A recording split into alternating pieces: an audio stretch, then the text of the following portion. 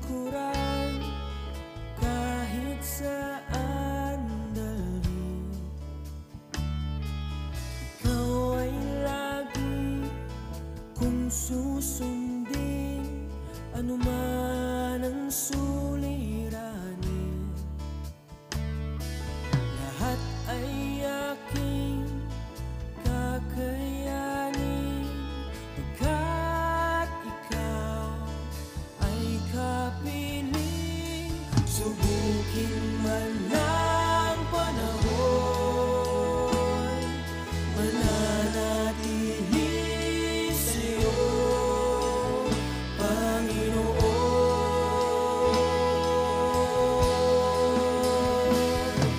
Walang alinlangang maglilingkod, walang pangambang sa'yo ay susunod. Hindi susuko at hindi hinto, patuloy lamang sa iyo, Panginoon.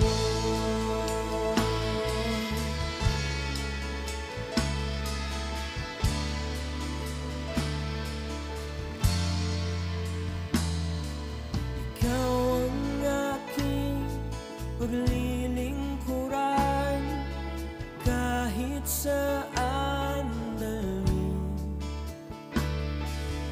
Ikaw ay lagi kong susundin, anuman ang suliranin. Lahat ay aking kakayanin, pagkat ikaw ay kapiling. Subukin man ng panahon. Magandang gabi po sa bawat isa. Purihin po ang ating Panginoon. Narito na naman po ang inyong lingkod at muling gagamitin ng Lord para po maibahagi sa inyo ang mga nais po niyang aral, no? Na alam kong magiging kapaki-pakinabang po sa bawat isa sa atin. So, kamusta na po kayong lahat? Nawa po ay maayos at tayo po ay laging masaya, no? Dahil po ang Lord ang naglilid sa atin. So, ngayon pong gabi, ang ating pong aaralin, it's all about, of course, John 14:21. At ang aking pong title dito is Obedience, the Evidence of His Love.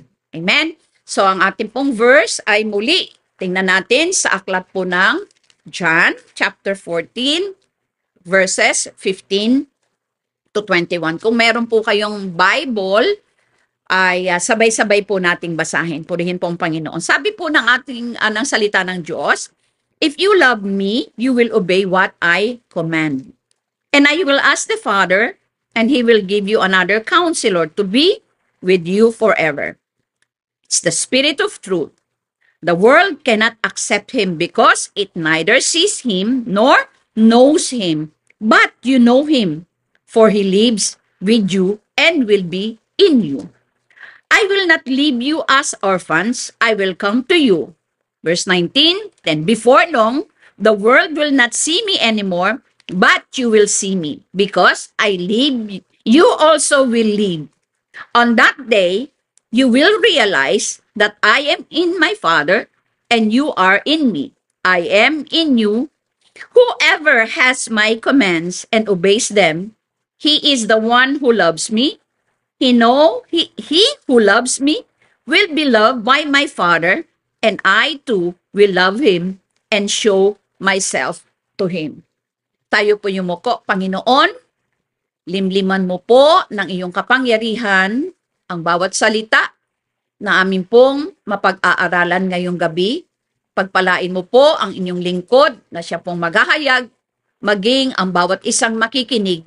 At ikaw na po ang patuloy na magkaloob sa amin, Panginoon, ng desire para po sumunod sa lahat ng iyong ninanais sa amin po mga buhay. Salamat po, Ama, at ikaw na po ang bahala at pinapaubaya ko na po the rest of this hour as we study meditate your most precious word. Thank you, Lord. In Jesus' name we pray. Amen. So, itong teksto po natin ay nagsasabi, no? Ano po ang sabi doon? Sabi ng ating Panginoong Jesus, if you love me, you will obey what I command. So, may tatlong motives. Meron pong dahilan ang pagsunod natin. Why obedience exists. So, I have to mention, of course, yung una po, we can obey because we have to. Okay? And the other one, we obey because we need to. And the last is, we obey because we want to. So, titingnan ko lang po at para po mas, meron lang po illustration para at least mas lalo po nating maintindihan. Ano po? Now, bilang isang alipin, as a slave, anong ginagawa ng slave? Siya ay sumusunod because he has to. Kailangan niya. Kasi nga alipin siya eh. Wala po siyang, hindi po niya pwedeng hindi. Kailangan niyang gawin yon. Pangalawa, as an employee, sumusunod ang empleyado because he needs to. Dahil kung hindi niya gagawin yon, wala siyang sweldo. Hindi po siya kikita. On the other hand, bilang mananampalataya ng Panginoon, we obey God's word. Why? Because we want to. So, ang kaibahan nitong tatlong to, itong pinakahuli, bakit tayo sumusunod? Kasi gusto natin. Bakit? Kasi may nabuo na relationship between si Lord at ikaw. Ano yon? Kasi po, God is one of love. That's why, being a Christian, we obey because we want to. So, pag pinag-usapan po natin, alam niyo yung kabuuan po ng Biblia, ang central theme po niyan ay obedience. No? Story from the creation up until the end of Revelation, no? It's really difficult to turn the page, mga kapatid, that doesn't deal directly or indirectly, mga kapatid, with the call of God na tayo pong lahat ay sumunod. So, sa panahon po natin ngayon, nakakalungkot man pong sabihin na ang ating pong pagsunod sa Panginoon, it's really often, you know what, nai-ignore ng marami, sometimes they dismiss it, or nababatikan. Malabo. Kumbaga, hindi, wala sa realidad. Okay? Bakit? Kasi, ang pagsunod ay talaga namang na-challenge ang ating mga buhay. In the sense, of course, dito po lumalabas yung pong mga kasalanan. Ang nakakalungkot kasi po sa atin, kung ano ang pinagagawa ng Diyos, yun ang hindi mo ginagawa. Yun namang ayaw niyang ipagawa sa iyo, yun naman ang ginagawa mo. Kaya po, nakaka-challenge po talaga itong ating pag-aaral ng theme natin ng John 14:21. Okay? So, pero even if may mga ganong mga senaryo ng buhay, but mga kapatid, we should be obeying. Dapat talagang sumusunod tayo, no, sa salita ng Panginoon. Hindi dahil po nag-i-ego trip lang ang Lord, no, o power trip. Because alam niyo po bakit sinasabi ng Diyos, anak, sumunod ka. Alam niyo kung bakit? Kasi gustong-gusto po ng Panginoon, no? He really wants always the best for us.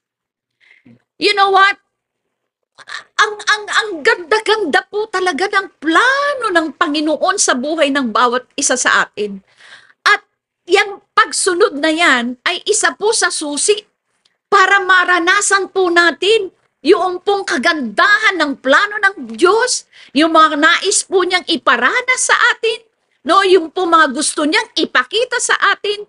Kaya po ang halaga-halaga po ng ating po mga ng pag-establish ng totoong relasyon sa Diyos. Dahil doon po talaga de-develop yung love. At dahil mahal natin ang Panginoon, sumusunod tayo sa kanyang mga utos. Now, dito po sa ating pag-aaralan ngayon, we shall discuss mga, sa topic natin ngayon, meron po mga subheadings, subtopics na ating pag-aaralan. Unang-una, gusto ko pong i-discuss sa inyo yung subject of obedience. Okay? Yan ang pag-usapan natin. Number 1, subject of obedience. Meron po akong kukuhanin na book and even the verses. And the second one na ating aaralin is the strength for obedience. Yung isa, subject of obedience. Yung pangalawa is the strength for obedience. And the other one is the stumbling blocks of obedience. Pwede po ba nating buksan ang ating pong aklat sa unang Juan? Dito ko po kukunin. Ito pong ating aaralin ngayon. Okay, sa unang Juan, 1 John, chapter 2, verses 1 to 6. Okay po? Kung wala po kayong Bible, sundan na lang po ninyo at pakinggan. At kung meron naman po kayo, sige po, mag-piesta po tayo ngayon sa salita po ng Panginoon. Sabi po ng 1 John 2, 1 to 6, My dear children, I write this to you so that you will not sin. But if anybody does sin, we have an advocate with the Father, Jesus Christ, the righteous one. Verse 2, He is the atoning sacrifice for our sins, and not only for ours, but also for the sins of the whole world. Verse 3, we know that we have come to know Him if we keep His commands. Whoever says, I know Him, but does not do what He commands, is a liar, and the truth is not in that person. Verse 5, but if anyone obeys His word, love for God is truly made complete in them. This is how we know we are in Him. Verse 6, whoever claims to live in Him must live as Jesus did. And may the Lord bless His word habang ito po ay ating inaaral. So ano po ang sabi doon sa ating theme, yung verse natin, John 14:15, if you love me, you will keep my commandments. Ayan po ang sinasabi ng ating Panginoong Hesus sa atin po sa panahon nito, sa araw na ito. And we could say that it is a very, very strong statement, no, ng ating Panginoong Hesus. Ano bang ibig sabihin, Pastora? Ano bang ibig sabihin yan? Kapag po ba hindi ko na sinunod ang Panginoon? Ay, kapag po ba, every time po ba na ako'y nagkakasala, hindi ko na po ba love si Lord? Ano sa tingin ninyo mga kapatid? Every time po ba tayo magkakasala, hindi na po ba natin love si Lord? What do you think? Alam nyo, para sa akin, sasabihin ko, yes. No? Although, mahal natin si Lord, pero every time na tayo'y nagkakasala, no? Ibig sabihin, meron kang minamahal na iba? O meron kang minamahal na isang bagay o tao more than kay Lord? Kasi naniniwala po ako, kung mahal natin si Lord more than anything else, no, we will keep ourselves free from sin for Jesus.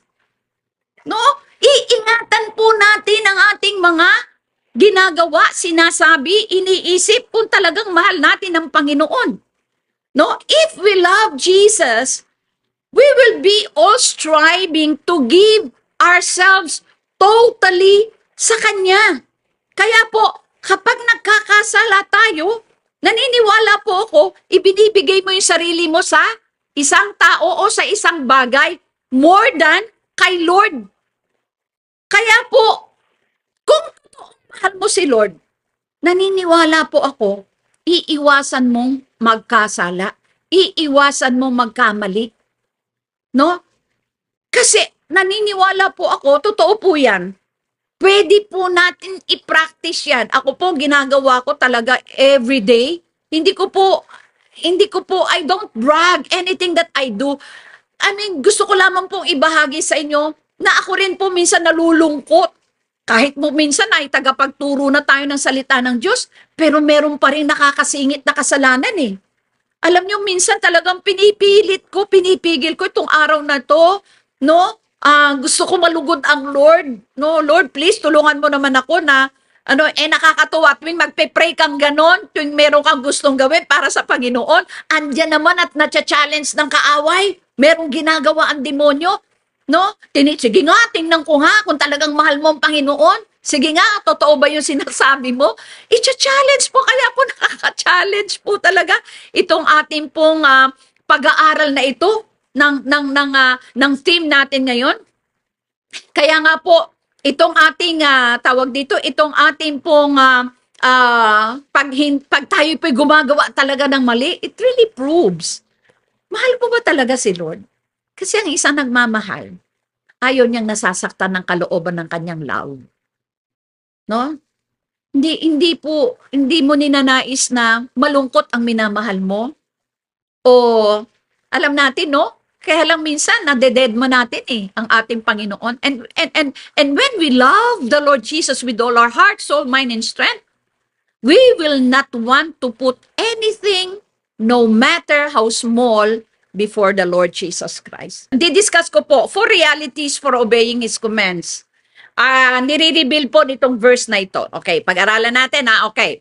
According to 1 John 2:3, okay, verse 3, sabi po rito, we know that we have come to know Him if we keep His commands. Unang-unang things that we need to understand, the 4 realities for obeying His commands. Una, ang pagsunod, obedience proves our salvation. Like what 1 John 2:3 says. You know what? Si John, he is not answering the question, paano ka ba magiging Kristiyano? Hindi po ito ang tanong na sinasagot po ni Juan sa verse na ito. He is not saying that if you want to be saved and if you want to receive God's grace or know God, then you have to obey. Hindi po. It's not that.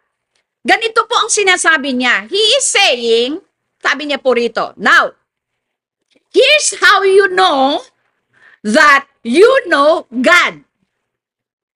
Sabi niya rito, ito ang paraan, hindi paraan. Ito yung mga bagay, ito yung paano, okay? Ito yung paano na kilala mo si Lord.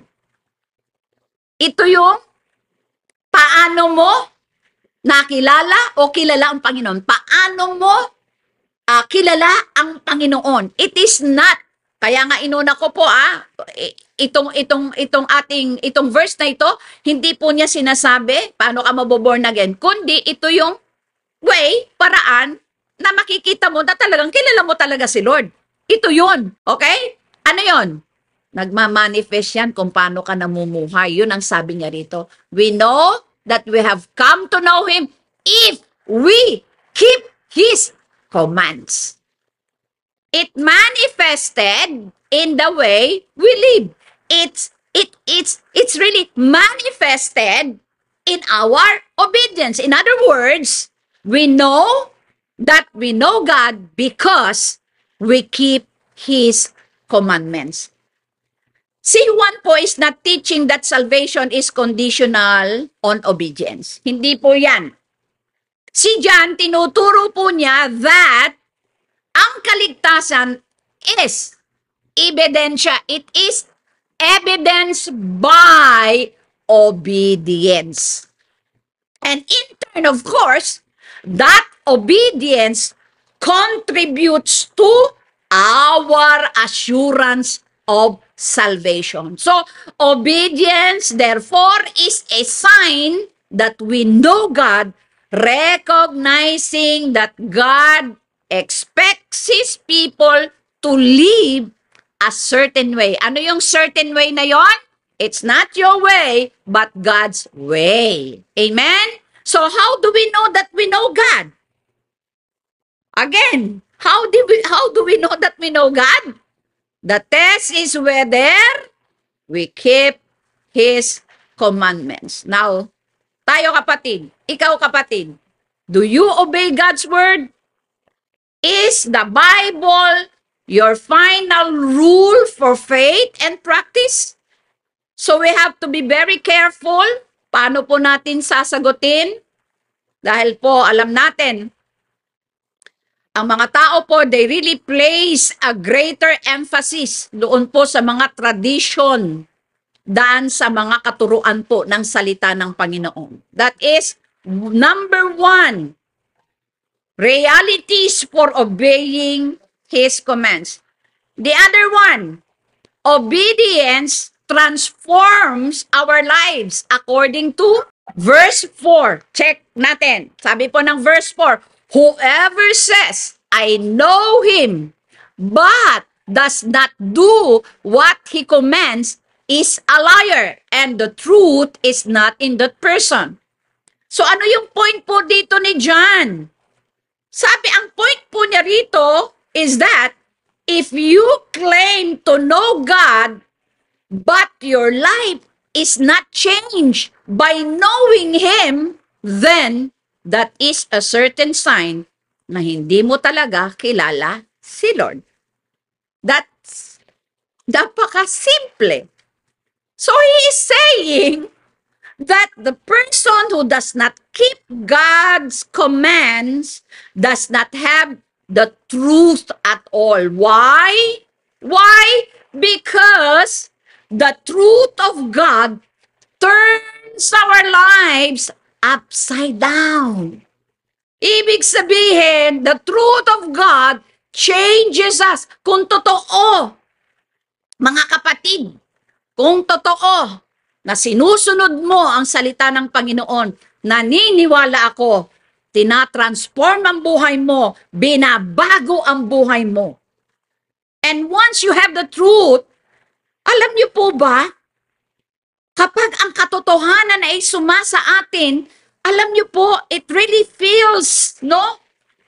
It really fills us with the fire coming from our belly. Hallelujah.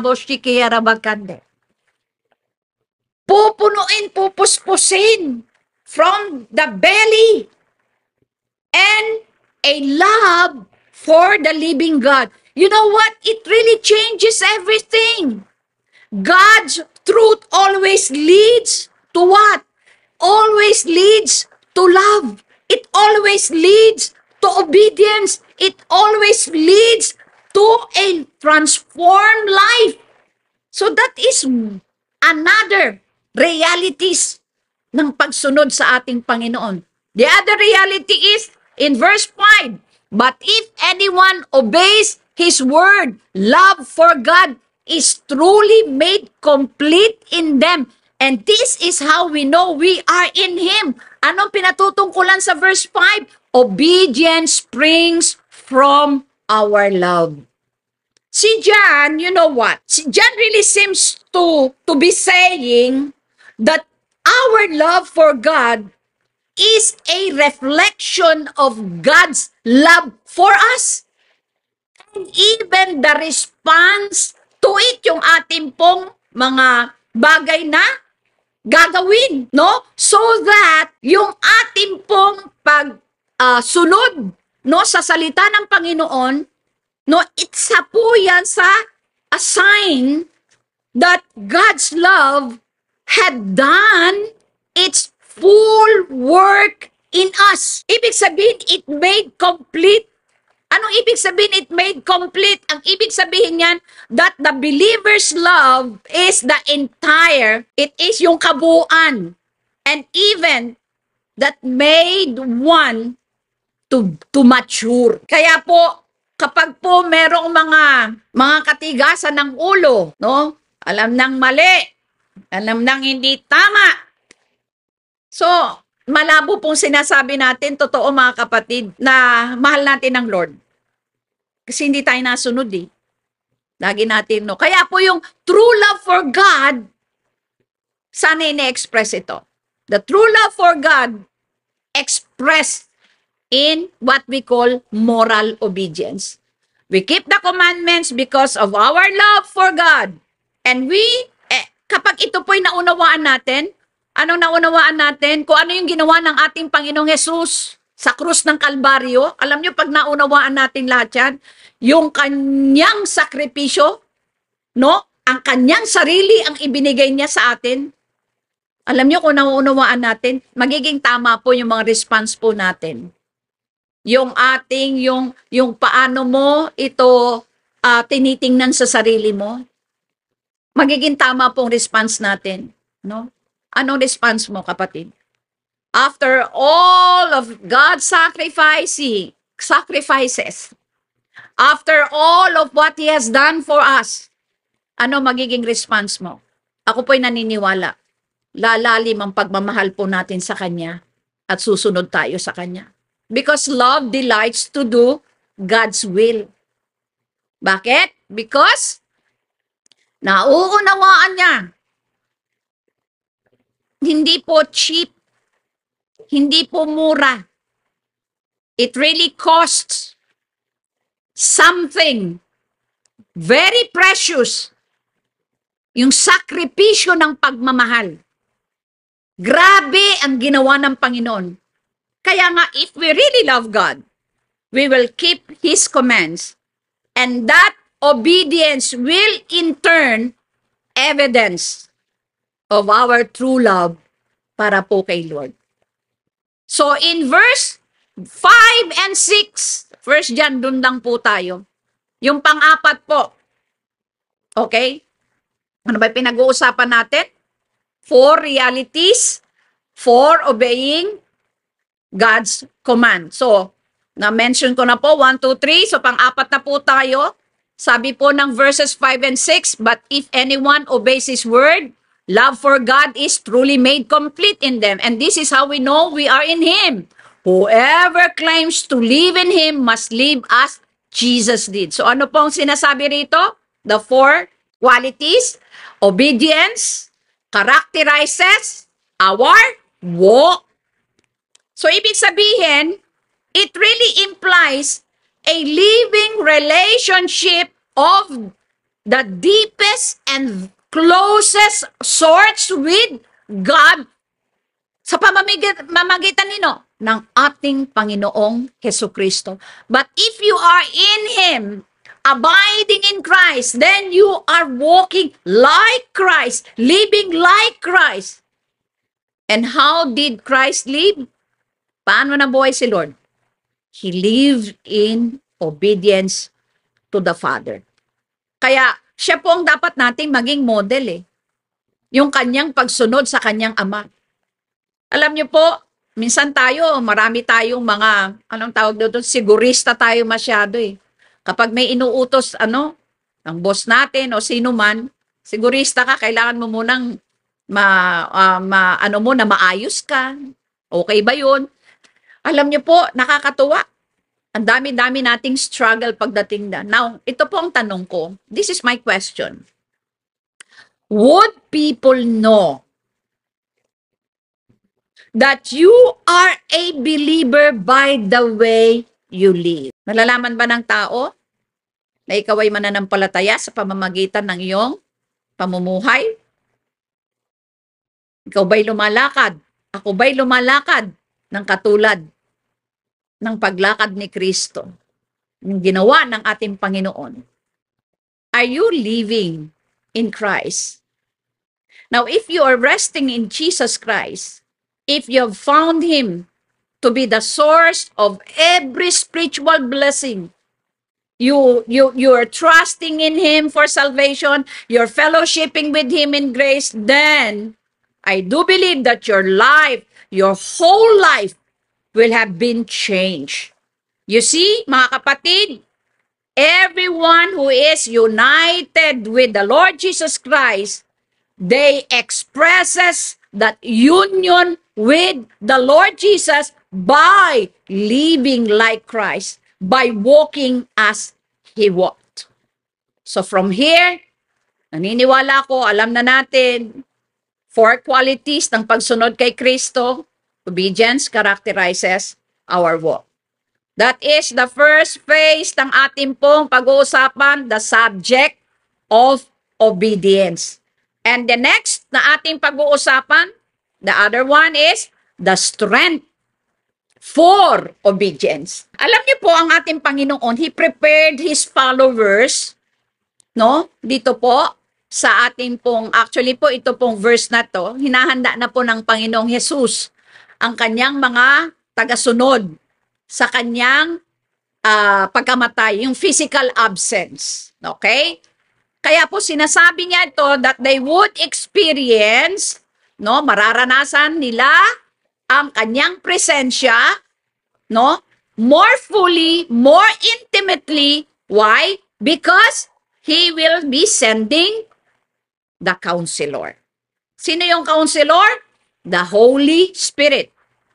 That Holy Spirit would take up residence in them. And that is also sa atin din ngayon. So, pag-usapan natin, the strength of obedience. And among the resources that the Spirit brings to our life, ano kaya yon?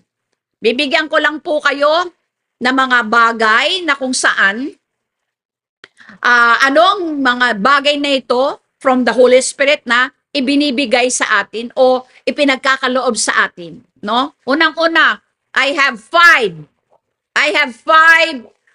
resources that the Spirit brings to our lives. Okay? Number one, awareness of God's love. Alam mo, pag alam mong mahal ka ng Panginoon, wala kang insecurity, malakas ang loob mo. Na kahit anong bagay, mga kapatid, kayang-kayang gawin ng ating Panginoon para sa'yo. Kung ikaw ay secured sa love ng Lord, hindi ka maiinggit, hindi ka matatakot, hindi ka mangangamba, hindi ka matitinag. Secure ka dahil sa pag-ibig ng Diyos sa'yo. Maski kaligtasan mo, hindi mo yan, hindi ka dyan, walang question mark dan. Alam mong papunta ka ng langit. Alam mo, pag nawala ka sa mundong ito, papunta ka sa langit. Because you are aware of His love to you. Amen? The next one, a sense of guidance and purpose in life. Alam mo, naniniwala ka na sa ating journey dito sa mundo, alam mo sino ang gumagabay sa'yo. Alam mo rin ang dahilan bakit ipinanganak ka sa pagkakataong ito, sa taong ito. Bakit ka nasa church na yan? No? Bakit ka nandyan sa gawain yan? Bakit ka sa ganyan ang gift mo? Alam mo yun. Kaya malakas ang loob mo. Hallelujah. Alam nyo yan po, nagbibigay ng lakas sa atin. Yung alam mo. Alam mo sino ang talagang source ng lahat. Hallelujah. Natutuwa po ako kasi doon po sa tinatahak na buhay ng bawat isang mga, alam kong hindi madali. Pero alam natin sino po nagbibigay ng direksyon, ng lakas, pag-asa, pananampalataya. Alam natin. That is the second. The third is the power to obey Jesus. Kasi alam mo, pag sinunod mo, alam mo yun. Sabi niya, if you obey my commands, Deuteronomy chapter 28. At wala namang pwedeng gumanap niyan hanggang kung ang isang tao hindi nilulukuban ng Holy Spirit, hindi ka talaga makakasunod. Hindi mo kayang sundin. Hallelujah. The Holy Spirit is the one who has given us the power to obey the commands of our Lord. Pang-apat, the realization that we are united in relationship with God. Kung paano ang Ama at si Kristo ay iisa, tayo rin nakipag-isa kay Kristo ay iisa na sa ating Ama. Alam mo, secured ka rin doon. Alam mo yun. Amen? Alam mo. Kaya nga dapat sa church, kung totoo mga kapatid, kung totoo na tinanggap natin ang Panginoon, so may iisang pananampalataya, iisang Diyos, no? Naniniwala ko, wala pong magkakagulo. Amen? Ang lakas po ng isang relasyon ay nasa pagkakaisa. Kaya po nakita natin ang good example ng pagkakaisa ng Ama at ang ating Panginoong Hesus. Anong ang motibo? Bakit po namatay ang Panginoon? Ano ang purpose? Not the motive. What is the purpose why Jesus died on the cross? To reconcile us with the Father. Amen? To reconcile us. Biro niyo sakripisyong yun. Nakakatuwa. At ang panghuli, recognition and understanding of truth. Alam niyo, pag ang tao po nakatayo, unang-una, you recognize the truth, ang katotohanan. No? Tinatayuan mo ang katotohanan. Alam mo yun, alam mo ang katotohanan, tinatayuan mo ang katotohanan, nauunawaan mo ang katotohanan, ano makapagpapatinag sa'yo? Ano ang pwedeng makapagpahiwalay sa'yo sa Diyos? Ano ang pwedeng makapagpatigil sa'yo sa Panginoon sa paglilingkod mo? Kahit anong sabihin ng tao sa'yo, tandaan nyo nakakakilala sa atin ang Diyos. Kasi minsan hindi po pare-parehong pananaw kahit Kristiyano na, kahit nasa loob na ng church. Hindi pare-parehong pananaw, hindi pare-pareho po ang mga kung paano po natin dinigdil ang mga hard situation ng buhay, ng bawat hindi pare-pareho. Pero pagka talaga nauunawaan mo, nire-recognize mo, nauunawaan mo ang katotohanan, walang makapagpapahiwalay, walang makapagpapatigil sa'yo, go ka lang ng go. Kasi sinasamahan tayo ng Panginoon. Amen? So it is the Holy Spirit that truly empowers us to obey God's command. Sabi po ng verse 16. Ano sabi ng verse 16? Sinasabi niya rito, the source of our strength is the Holy Spirit. It is the helper. The Holy Spirit, our encourager. Anong ginagawa ng Holy Spirit? Unang-una, the Holy Spirit will teach us what is right. The second one, He guides us by the hand to follow after God. No, siya ang umaakay sa atin. Totoo lang. Dalawa, pagka meron pong mga desisyong gagawin, very crucial. Dalawa po ang boses. No? Tinutulungan tayo ng Holy Spirit na mag-decide ng tama. Tayo po ay binubulungan. Sabi ng kaaway, gawin mo ito. Sabi ng Holy Spirit, wag. Sabi ng kaaway, pumunta ka rito. Sabi ng Holy Spirit, wag, mapapahamak ka. He is our cheerleader na kung saan nagpo-promote ng kalooban ng Lord sa kaya mo yan, sige lang, go. No, kahit po, minsan tayo gusto na tayong gumibap, gusto na po natin talagang tumigil, pero nandun pa rin ang Holy Spirit. Kaya mo yan. Amen. Hallelujah. And since tayo pong lahat may Holy Spirit, dapat ganun din ang ginagawa natin sa mga may mga problema, sa mga meron pong mga nararamdaman na panghihina. Kaya mo yan. Hindi yung, buti nga sa'yo. Ayan, sige, ayan, sige pa. Mag-ano ka pa. Di ba? So, kailangan tayong lahat dahil may Holy Spirit tayo. So, kailangan tayo po nag-cheer sa bawat isa. Siya po, kailangan natin. Tayo po ipakita natin na tayo po'y talagang sinasamaan ng banal na Espiritu. And naniniwala po ako dahil ang Holy Spirit, isa rin pong ginagawa niya, we cannot fail if we love God and have His Holy Spirit with us. Amen? Kailangan hindi ka mabibigo if you are being led by the Holy Spirit. Hindi ka mabibigo. Naniniwala po ako, hindi ka magkakamali. If the Holy Spirit is leading us. So that is the strength for obedience. Saan galing? Sa Holy Spirit. Kaya po, tandaan natin mga kapatid, kung totoong tayo pong lahat may Holy Spirit, naniniwala po ako, masasaya tayong lahat. Hindi ko po sinasabi ito, na kasi totoo lang, kayang i-overcome ng pag-ibig ang lahat eh. At kung nakikita talagang, kahit po sa atin po mga pastor, sa atin po mga nagli-lead sa atin, no? Kapag po nakikita talagang, yung sumusunod, may pagkakaisa. And lahat tayo nililid ng Panginoon. Kasi gusto ng Diyos talaga maging magtagumpay ang mga gawain niya. Diba? Na tayo pong lahat, marunong tayong magkaloob, marunong po tayong tumulong, marunong po may pakiramdam ka na alam mo, merong pangangailangan. Hindi mo na kailangan pilitin, hindi mo na kailangan tanungin. Ikaw mismo nararamdaman mo. Alam niyo po, Ang Panginoon, alam na alam po niya. Sabi nga, 'di ba, hindi ka pa nga bumubuka labi mo, alam niya na anong pangangailangan mo. Amen. Mga kapatid. And the last po na part is, what is the stumbling blocks of obedience? What are the stumbling blocks? Tandaan po natin, love and obedience, they must be yoked together. Because obedience confirms love, and love validates obedience. Ulitin ko, sila po'y talagang magkatuwang. Obedience confirms love, and love validates obedience. Okay? So ano po ang ating dapat na malaman pagdating po rito sa stumbling block na ito? Tandaan po natin, as I've said kanina, obedience, which really does not come from genuine love to Christ, hindi po yan totoo, fake po yan. Hindi yan genuine.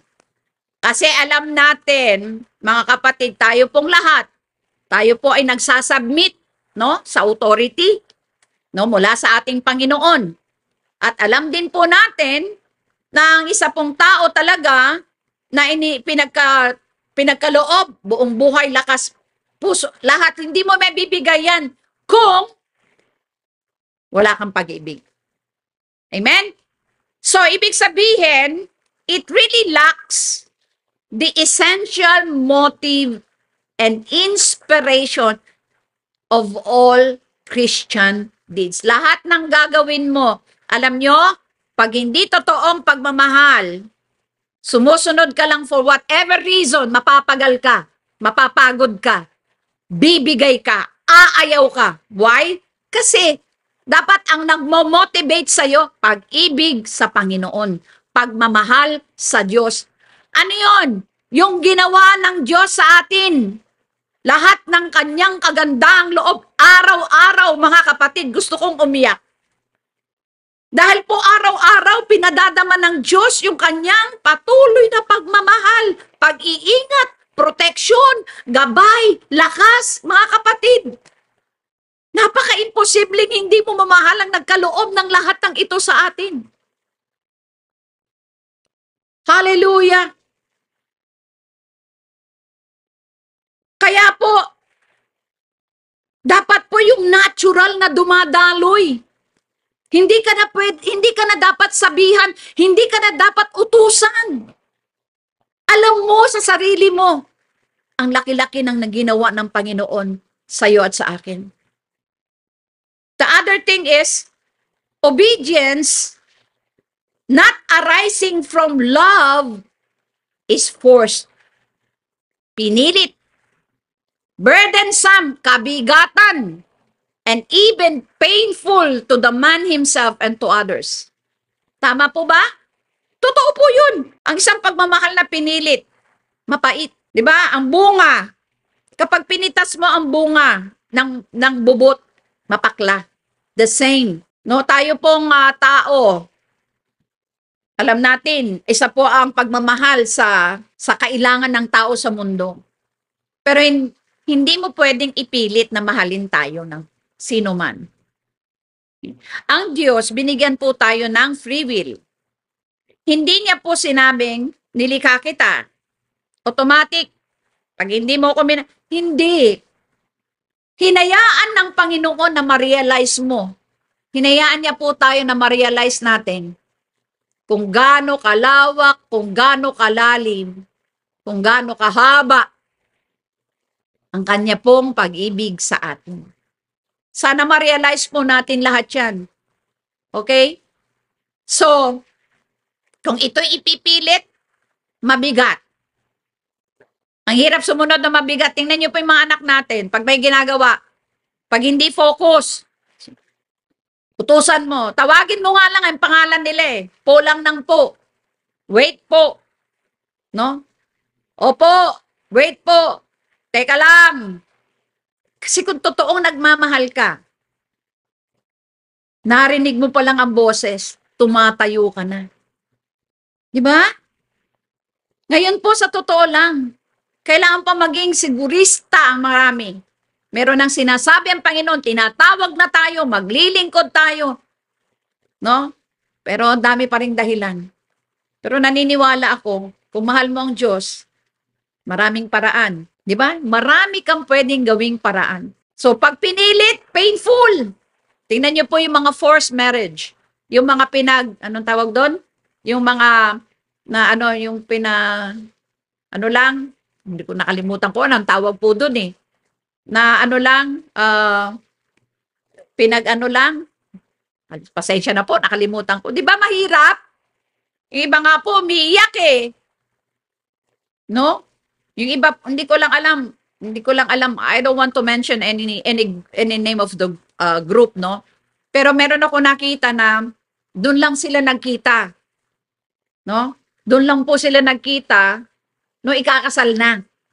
Kaya po yung babae nung nakita niya yung pakakasalan niya, iyak ng iyak. Layo po ng mukha niya doon sa ikakasal kahit naman ako iiyak ko ganun. Hindi po, joke lang. Pero, syempre, ang hirap po nun, walang nabuong pagmamahal sa inyo. It's so painful. Mahirap po yan. Yung pinilit, pinagkasundo, sorry, yung palang word, pinagkasundo lang kayo. No, walang namagitan na, na-develop, wala. Ang hirap po niyan. Yun po ang sinasabi ko. The stumbling block. Na kapag ito ay pinilit, no? Napakasakit, mahirap. So, another thing. Ang stumbling block po ng obedience is obedience which springs from what? Fear. Marami po maraming ganyan. Fear, selfishness, legality, self-praise, or minsan mga custom and tradition. Di ba? Nakakalungkot. Ito po yung mga situation na parang hindi siya pleasant. Ito yung mga kasi ang pagsunod hindi madali eh. And totoo lang kung ating i-characterize, ang pagsunod, kailangan ito'y natural na dumadaloy. Kasi pag hindi, mahirap. Napakahirap. Kaya po pagka ikaw ay tinutukan ng barel, susunod ka, hindi. May barel. Sumunod ka dahil natakot ka.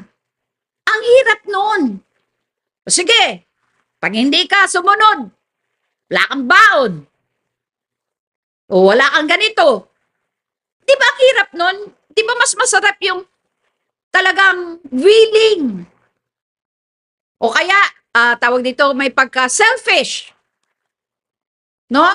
May pagka-selfish na kind ng pagsunod. Alam nyo, lahat ito nakakapagdulot po ng sugat, ng sakit, no, sa ating mga soul. Kaya po, binabanggit natin yung mga stumbling block ng obedience. There is no spiritual value in an unloving obedience. Tandaan po natin yan. No, it may be acceptable with men, and even we can pass as a genuine, you know what, sometimes, pwede natin, no, yan ay ipagkaloob, ipasa sa iba. Pero alam nyo, magiging resulta po niyan, counterfeit. Counterfeit. No? Counterfeit in the spiritual and also in the divine. There is no spiritual value again in an unloving obedience. Ang hirap po sumunod. Kapag po napipilitan ka lang. No? So, it may benefit the society but it will not benefit spiritual in a spiritual sense, no? Pero mga kapatid, naniniwala po ako that loving Jesus, sa ating pong inaaral ngayon, that loving Jesus, therefore, hindi lang po siya something that is just emotional. Loving Jesus means changing our lives. Loving Jesus is reforming our lives. loving Jesus is working on our personalities, working in our characters, and even overcoming every sinful habits. And you know what? Nagbibigay po ng paraan how we can be stretch ourselves to love as Jesus did. Yan po ang nakikita ko dyan. So, loving Jesus means thinking about ourselves and others as Jesus thinks. Now, kung titingnan po natin, we can fill our minds with all of what Jesus is thinking sa pamamagitan po talaga ng pagbabasa ng Bible. Kasi ang tao, kapag na-neglect na po niya yung talagang source kung saan manggagaling ang pangunawa, kung anong kahulugan talaga po ng love, pag hindi siya nagbasa ng Bible, kaya hindi ko maintindihan. Kaya marami po sa atin disobedient child or children. Kasi nane-neglect talaga yung foremost na important. Saan ba nakikipag-commune ng Lord?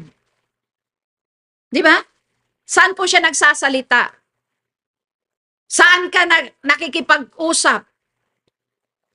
Importante po yung reading the Bible, praying. Kabit dapat araw-araw ginagawa natin. Kasi po, if we fill our minds, with all of the filth of this world, paano mo mamamahal si Lord? Kung lagi na lang trabaho, kung lagi na lang negosyo, kung lagi na lang studies, wala na raw oras, pero sa ibang bagay mayroon. It would be impossible and it would be impossible to keep yung mga commands ng Lord.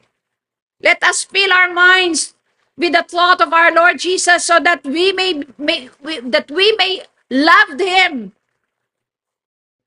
Amen? That we may love the Lord and that we may keep all His commandments. Hallelujah. Again, ano ang word ng Lord? If you love me, you will keep my commandments.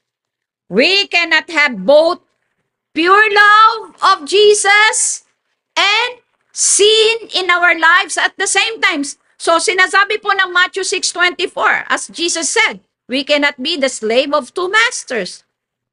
And truly mga kapatid, loving Jesus leads us para po i-give up kung ano po yung naglalayo sa ating Panginoong Jesus.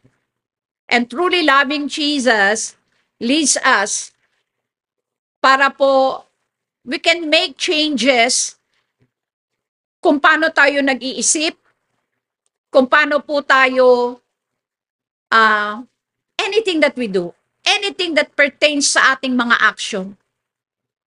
Kasi naniniwala po ako, sinning is putting Jesus in a second place. But when we love Jesus, we put Him in the first place. And so, pwede natin sundin at masusunod po natin ang mga utos niya. How do we know that we love Jesus? Tingnan natin ang buhay natin. Yun lang po. Paano mo sasabing mahal mo ang Lord? Tingnan mo ang buhay mo. Tingnan mo, tingnan natin ang mga buhay natin. Do we live as Jesus asked? Do we live as Jesus asked us through the church teaching?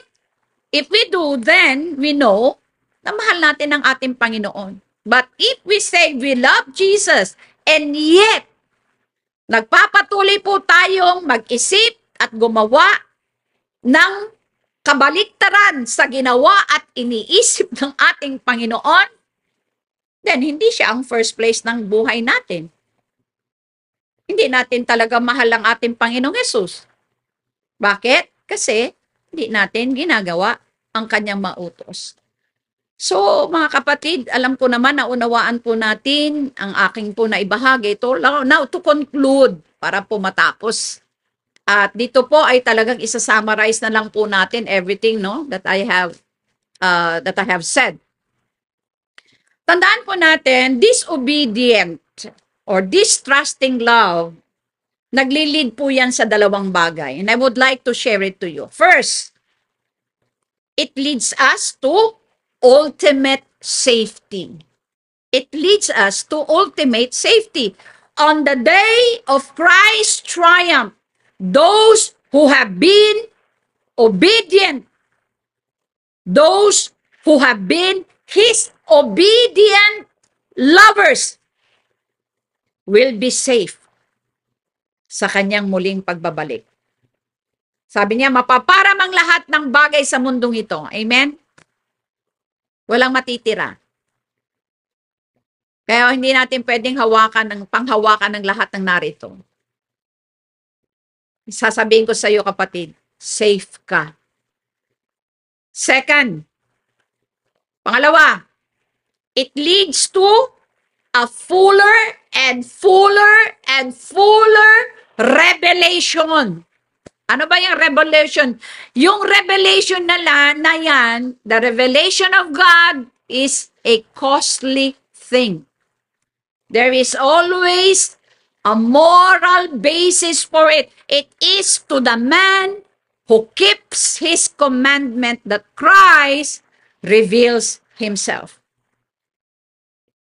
Walang evil man that can receive the revelation of God. He can be used by God, but he can have no fellowship with Him. It is only to the man who is looking for Him that God will reveal Himself. And it is only to the man who, in spite of failure, is reaching up that God can reach him down. Kaya kapatid, totoo lang, hindi natin maiiwasan na tayo po'y magkamali o magkasala. Pero tandaan mo, ang Panginoon lagi pong ang kanyang kamay ay bukas. Nakaabot sa atin. At kung ano man ang kalagayan natin ngayon with regards to our spiritual life, kung ikaw man ay nag-i-struggle, just reach out, kapatid. Taas mo ang kamay mo, ang Diyos, inaabot ka. It's just, ikaw, itaas mo lang. Alam mo, aabutin ka ng Panginoon. Kaya po, fellowship with God and the revelation of God, these are all dependent on love. And love is dependent on obedience. And the more we obey God, the more we understand Him. And the man who walks in His way, inevitably, mga kapatid, lumalakad kasama ang ating Panginoon. Ang dalangin ko po sa ating pong paglakad ngayon na ginagawa, nawa, kasama natin po siya. Dahil naniniwala po ako, itatawid po tayo ng Panginoon. Sa lahat po ng Ama, anumang nararanasan, itatawid tayo, pagtatagumpayin po tayo. Dahil ikaw ay mahal mo ang Diyos at ang ebidensya ay yung pagsunod mo sa Kanya. Tayo pong lahat ay yumuko. Dakilang Diyos, marami pong salamat sa gabing ito. Salamat po sa pagpapahayag mo ng katotohanan at sa kapangyarihan, Lord, ng pag-ibig mo. At ito po'y nakikita, O Diyos, sa mga pagsunod namin, mga pagbabago ng buhay, mga transformation ng aming mga buhay, ng aming karakter, ng aming iniisip, ng aming sinasabi, ng aming mga ginagawa. Mas lalo mo pa po kami, Lord God, na limliman ng iyong kapangyarihan. And we want, Lord, na maranasan namin, O Diyos, ang kagalakan ng aming pagsunod sa iyo. Dahil nauunawaan po namin kung gaano mo, Lord God, pinahalagahan ang aming pong buhay, ang aming kaligtasan. Dahil kung hindi, Lord, hindi mo po na ipagkaloob ang inyong anak namatay sa krus ng Kalbaryo para po sa isang maganda, Panginoon, na buhay sa hinaharap. Ama, ang dalangin ko sa lahat po ng mga kapatid namin nag-i-struggle ngayon, nag-aalala, nag-iisip, natatakot. Hayaan mo, Lord, na lagi kang magpahayag. Turuan mo po, Panginoon, maging ang bawat isa po sa amin na lagi, Lord, na nakikipag-commune sa iyo. Lord, alagaan ang aming relationship sa iyo sa pamamagitan ng pagbabasa ng banal mong kasulatan, pananalangin. Lord, minsan gusto namin talagang maranasan yung strength na ikaw lang ang pwedeng magkaloob nito. Lord, ngayon, na-realize namin there is strength in obeying and there is power in obeying and even there is blessing in obeying. Nawa, maranasan po ng aking mga kapatid ang lahat, Lord, ng kagandahang loob mo. At sa lahat ng sumusunod, salamat po. Dahil naniniwala po ako, kakayanin po namin ang lahat. Dahil lagi kang nandyan, umaalalay po sa bawat isa po sa amin. Salamat po, Ama. Hayaan mo, Lord, patuloy kang maghayag at maihayag po namin ang kabutihang loob mo araw-araw sa aming mga buhay. Ikaw, Lord, ang maitaas. Ikaw maluwalhati, madakila at mapasalamatan. Pinupuri ka namin. In Jesus' name we pray. Amen. Salamat po at mapagpalang gabi po sa inyong lahat. God bless us all. Ikaw ay lagi kung susundin, anuman ang